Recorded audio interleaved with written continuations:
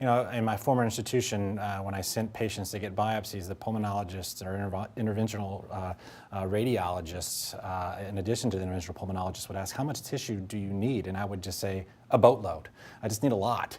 Unfortunately or fortunately, we need a lot of tissue for the different testing that we're now doing. And Andrea, just wanted to get your thoughts.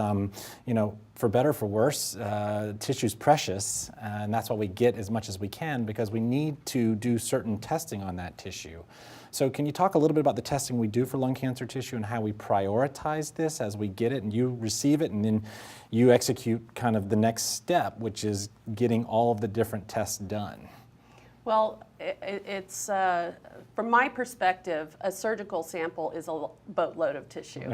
A cytopathology sample is a tiny, tiny, tiny bit of tissue. Yeah. And one of the advances that over the last few years is the molecular pathology laboratories have gotten much more efficient at extracting the DNA from those small amounts of cells and are able to do full panel sequencing. Yeah.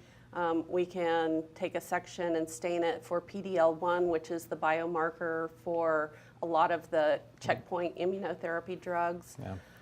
And together with the point mutation sequencing for EGFR and other oncogenes, we are now able to get a more broad tumor mutation burden measure that is looking like it's a good predictor for response to the immunotherapies. Yeah, so the list just keeps growing of all the genes that we need to be testing for: EGFR, ALK, BRAF, ROS, RET, HER2. We now have PD-L1 as a bona fide biomarker, which may or may not be here to stay. And then, as you mentioned, tumor mutation burden is coming down the pike now as a potential biomarker.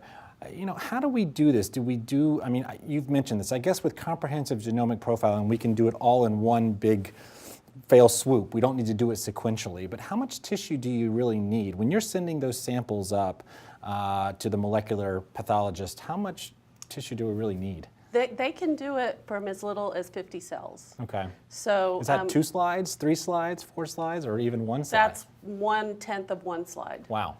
Okay. So usually we will get in the order of 500 cells. It's more than enough to do the studies. Right. Most of the laboratories now have multiplexed all of the sequencing, so that in one sequencing run you have the primers for all the different oncogenes of interest, and you sequence all of them all at once. Right. And then the other thing that we've wrestled with at our center is, do we test everyone? Do we test early stage as well?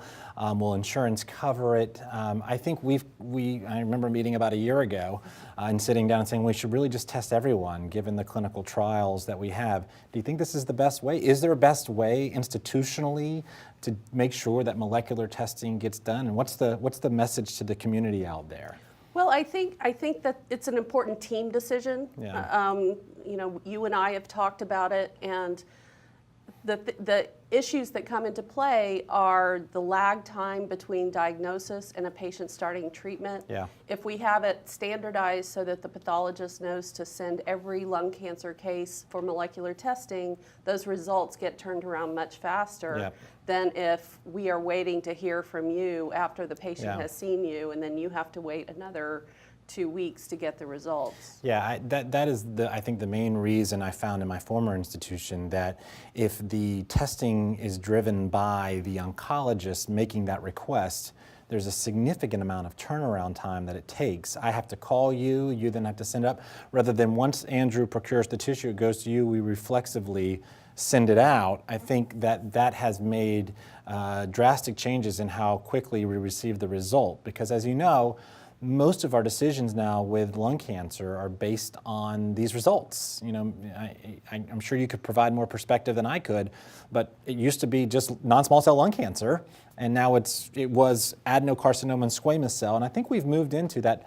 Every patient at our center, at least, with an adenocarcinoma gets tested for genomic profiling and PD-L1, and any never smoker that's a squamous cell we try to test for genetic testing as well as a PDL1. So I think I don't know if there's a right way. I think we have done a nice job of having an institutional reflexive testing, comprehensive for all patients. And if they're early stage, you could make the argument, well, they don't necessarily need that testing done, but we have a lot of clinical trials, and there are a lot of clinical trials nationally that these patients could be referred to. So I think this is another example of kind of a team approach as we try to get the information we need to make a diagnosis.